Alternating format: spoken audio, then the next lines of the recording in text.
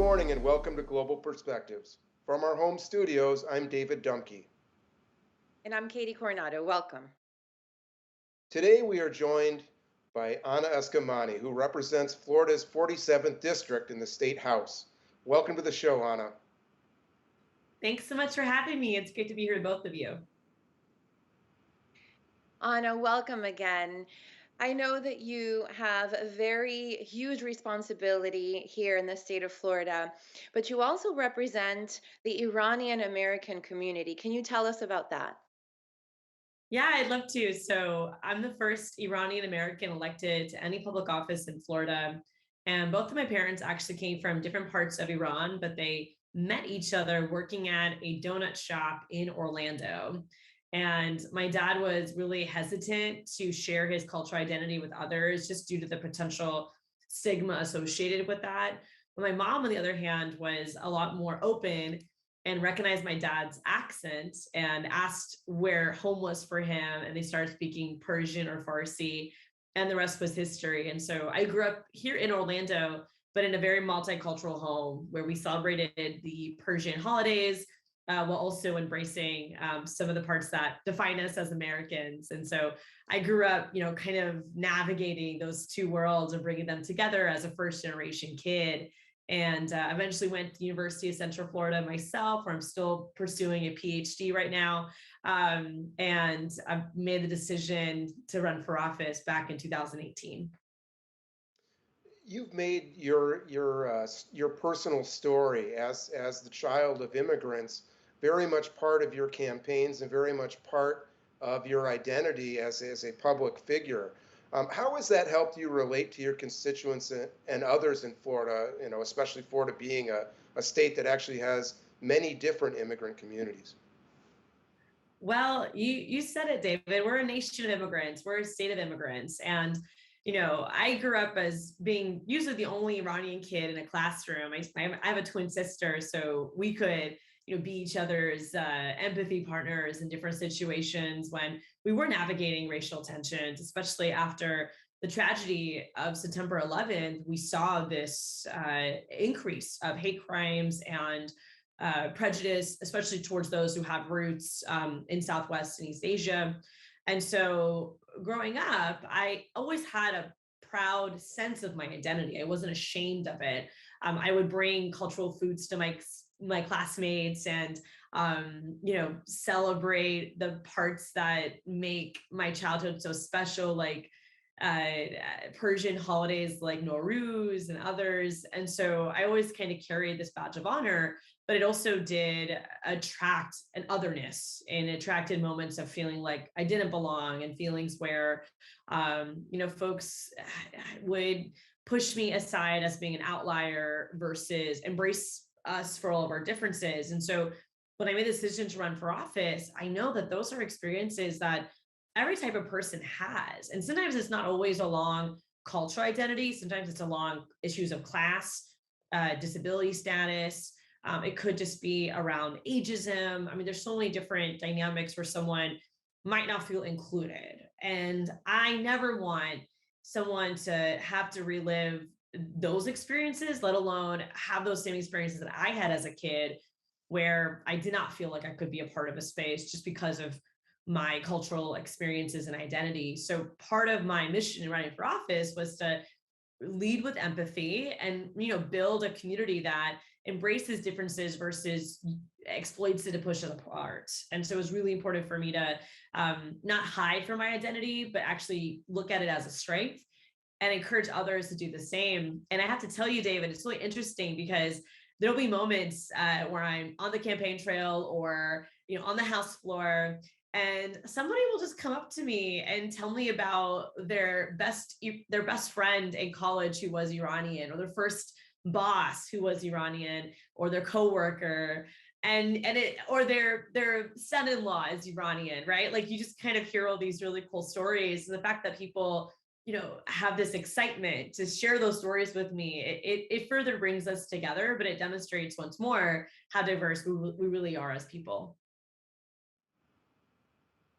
Anna, what kinds of things are you doing at the moment to integrate communities and to use your experience with your family background and culture? What are you doing to maybe educate through politics?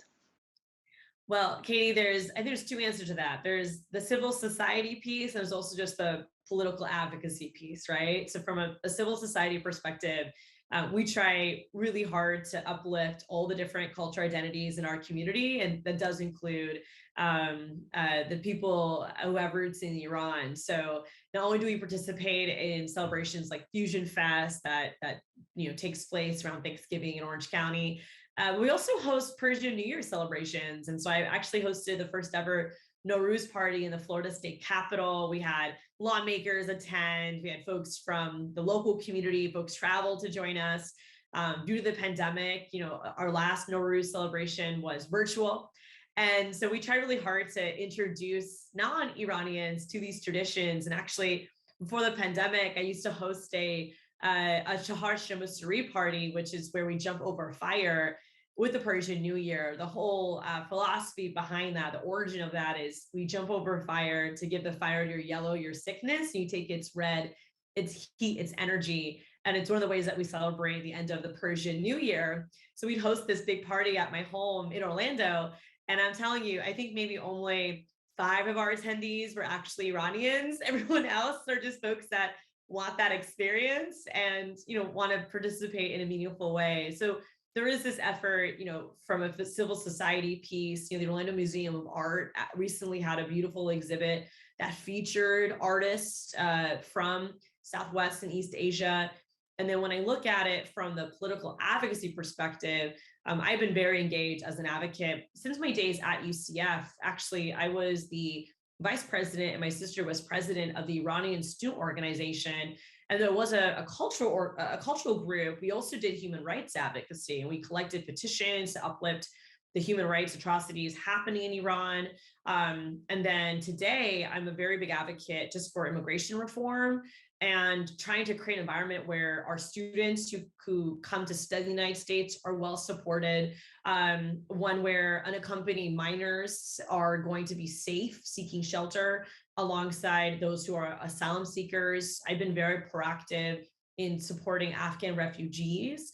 And so I do think my immigrant experience and my identity as a daughter of immigrants, it also propels me to be an advocate for immigrants and really make sure that we push back against some of this xenophobia that has been circulating in different political spaces and really go back to our roots as Americans who embrace the immigrant story because we are substantially a nation of immigrants alongside Indigenous people who have been here much longer than any one of us. But all these identities are ones that we have more in common than apart. Of course, you've done. You're just mentioning a lot of the work you've done with different immigrant groups and individual immigrants, and you've heard a lot of stories, of course, that have motivated your work. And part of your job is responding to people. What are some of the lessons you've learned as a legislature as to how we as being part of a community can be more welcoming to immigrants, and actually what needs to be done to make sure that we understand that this is a source of economic strength, or is it a source of economic strength? Yeah, it is. It really is. So, first of all, just when it comes to the steps we need to take to make Florida a welcoming home to every person, whether they are local or immigrants, is the same. Affordable housing, good paying jobs, safe communities, clean streets and waterways and air. So there really are just some important problems to be solved where every person benefits from those expansions and advancements. But specifically for the immigrant population being an economic driver, you can look at every sector in Florida, and immigrants play a very large role. I think most of us don't realize the role that immigrants play when it comes to agriculture. Farm workers in particular are a major migrant force that keep our people fed, they keep our tables full of food. And so even just looking at it from the experience of our migrant farm workers who in a lot of cases, they live in substandard conditions, they're paid very low wages. There's actually some incredible childcare providers that just focus on supporting migrant farm workers and their families, because these are folks that don't typically stay one period of time. So imagine, being a child in a migrant community, you're moving wherever the work is. And so we do have this national network of childcare providers that are specifically available in multilingual spaces and are here for keep giving some stability to those children and their families as they do the hard labor. Also looking at the construction sector, a lot of migrant population is employed in construction, which in a state like Florida, where we're always growing, another very important sector that we can't overlook. But then even shifting gears to think about STEM and to think about some of our talent pipeline issues and just talent gap concerns. Immigrant communities have filled in those areas for generations. And when we don't have supportive policies when it comes to welcoming international students or international faculty, then it does actually make it harder for us to compete on a national scale, let alone international scale. Because if you are a talented young person in a different part of the world that is looking at universities to study at, if a state like Florida doesn't have those welcoming policies, you're not going to choose Florida. So even when it comes to maintaining our Space Coast, maintaining the new jobs that are growing in simulation here locally, a lot of that is also tied to our proactive efforts in attracting and retaining immigrant communities to call Florida home. Anna, among the work you've done, the important things you've done while in office, you've helped a lot in the LGBTQ community. What kinds of things are you doing at the moment? That's a fantastic question. Unfortunately, Florida is not tracking well when it comes to issues of equity and equality, especially with the LGBTQ plus community. Pulse nightclub is in my district, and so I've always been a very vocal advocate for issues of equality on every front, but especially when it comes to sexual orientation and gender identity, which we also know in other parts of the world, including parts of Iran, being able to live as your authentic self is dangerous. And I push this country to be one where you can be safe expressing yourself. And we have such a thriving, robust community here in Central Florida. But as I said, policy-wise, we're moving the opposite direction. In fact, one of our biggest efforts during the 2021 legislative session was pushing back against a policy that was banning trans kids from playing in sports, which is not even a problem in Florida. There's never been a reported complaint about this, but of course, it's just a political agenda, and unfortunately really demonizes a lot of kids who identify as transgender or gender nonconforming, let alone adults that had those experiences as a child.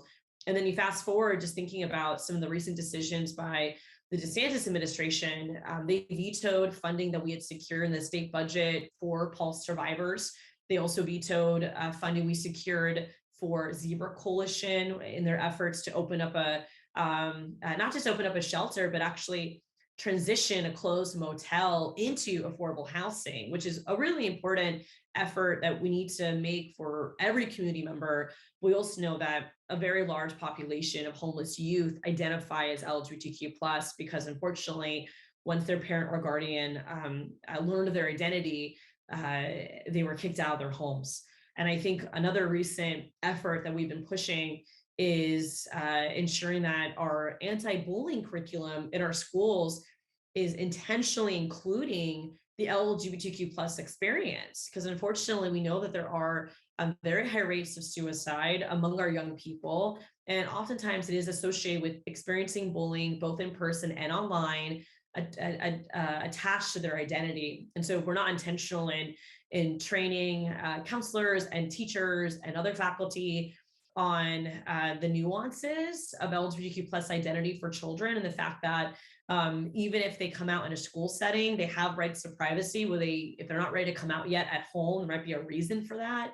So there's so much conflation trying to distract from these real life experiences. And we're always trying to be that good accomplice in amplifying LGBTQ plus voices and pushing back against those that want to erase want to erase this identity. One of the issues, of course, you probably didn't expect to have to deal with this extent was responding to pandemics. Obviously, COVID has affected everyone's lives. Has it shaped your job, and what are some of the challenges you see Central Florida facing as we go forward with the pandemic still going on? Well, David, one of our biggest efforts has just been focused on constituent services. We believe firmly that leadership rises in moments of uncertainty, and this has been a serious moment of global uncertainty. And of course, we know that there's still so many unknowns with different variants. And so I really encourage my team that as public officials, it's not our job to create chaos, it's our job to create calm and to solve problems. And so from the very first days of cases being detected in Florida, we jumped into action, responding to whatever people needed, small business relief to the broken unemployment system and securing benefits for Floridians, which here in Central Florida was a very, very important step to take because of our service economy, which is also made up of immigrants and people of color, just being completely decimated. And so you had not only a broken website for securing your benefits, but of course, different language barriers, different eligibility criteria, federal programs being implemented. So our office has helped more than 50,000 people secure their unemployment benefits and doing so during a time of serious need. We also assisted with rental assistance, secured funding for the arts and culture community, pushing Congress to make steps in opening up grant opportunities for our shuttered venues here in Central Florida across the country. And so we really just stepped into action, right, in every way that we could to not only address the health issues by hosting vaccine events and making testing more available, working with our families with disabilities, because these were some very vulnerable populations that needed quick access to the vaccine alongside our seniors. But then there's also this cultural piece, right? And we do know that throughout the COVID-19 pandemic, there was a rise of hate being expressed towards the Asian American and Pacific Islander community.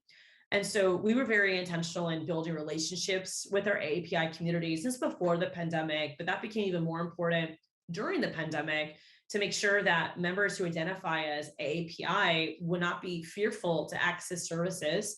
We hosted a vaccine event alongside the Vietnamese and Korean community here locally at one of our Catholic churches.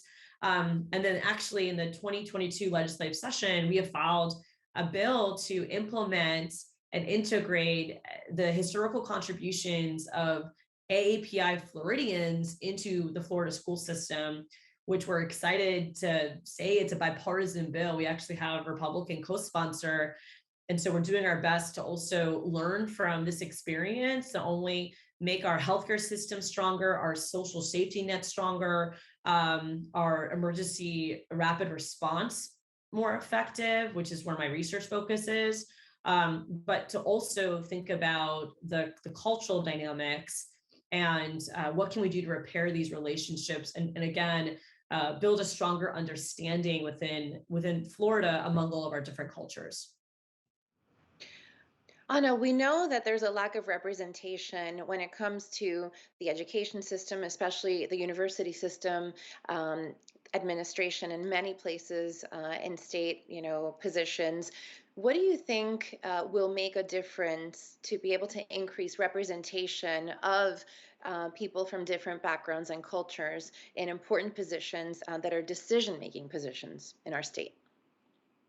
Yeah, that's a great question, Katie. I mean, when I was making the decision to run for office, it was a very difficult one because I did not see anyone who looked like to me actually run for office and win and serve.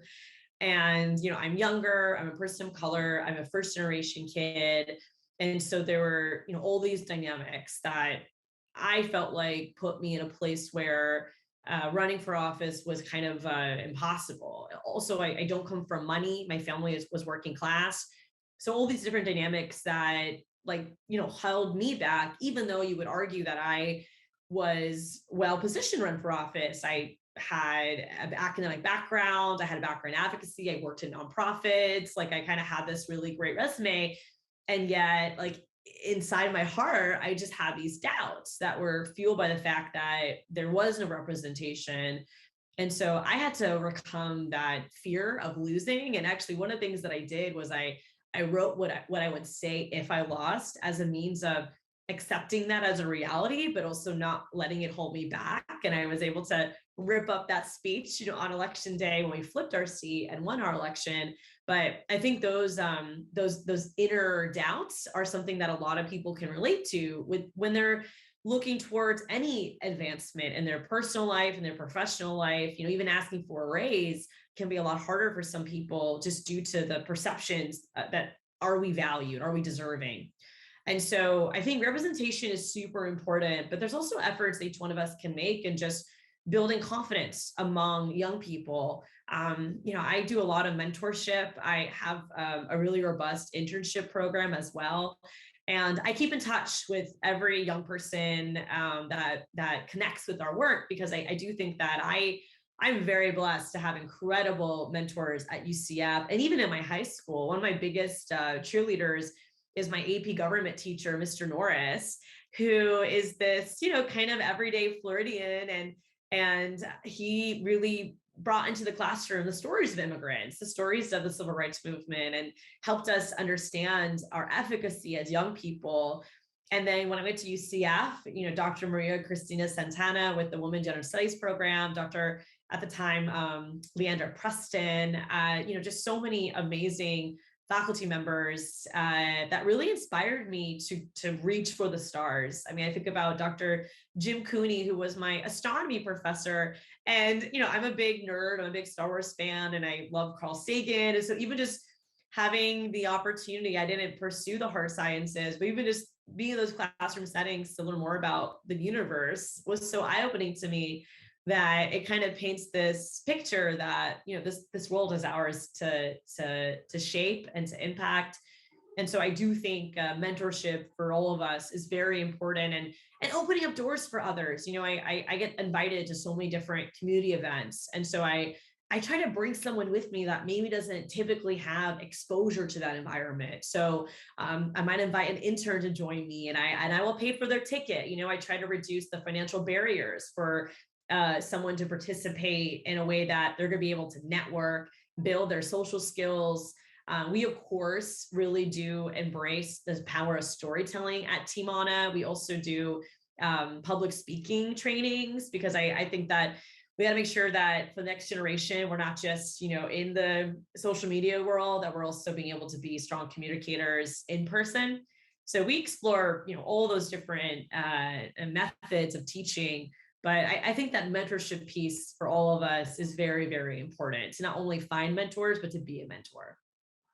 Well, you've given me a very easy transition to the next question, which we're running a little low on time. We have about 5 minutes left. We recently had Leon Panetta on the show, former Secretary of Defense and CIA Director, Congressman, White House Chief of Staff, and he's dedicating. He established an institute to encourage young people to get involved in public service. You were just talking about, the fear of losing, and the enormous amount of money that it can take to get active in politics. But he was describing public service, the need for public service, as a national security issue and a real threat to democracy. You came into office with a lot of star power. You were on the cover of magazines. You were highlighted, a young woman of color elected, progressive record. That's probably, I imagine, has produced extra pressure on you to actually not only perform your job well, but also to encourage other young people to get involved. So I'd like you to just comment a little about that. Yeah, and I'll be brief, but it's such a great point of how civic engagement is critical to a healthy democracy. And actually, one of the initiatives that I've embarked on is launching my own voter registration organization called People Power for Florida, which I manage alongside, my constituent services and being a candidate for reelection every 2 years. But I made that decision because I do think that if we're not intentional in restoring faith in democracy, and the future of democracy is at risk. And when I talk to folks of different backgrounds and different generations, there is this lack of trust towards government. And I put that blame on politicians who have broken the trust, whether it's because they've done unethical things, they've been privy to corruption, or they've tried to actually break these institutions by calling them fake or calling them fraudulent. And so we have to go back to our roots, and we also have to teach everyday people to be self-informed.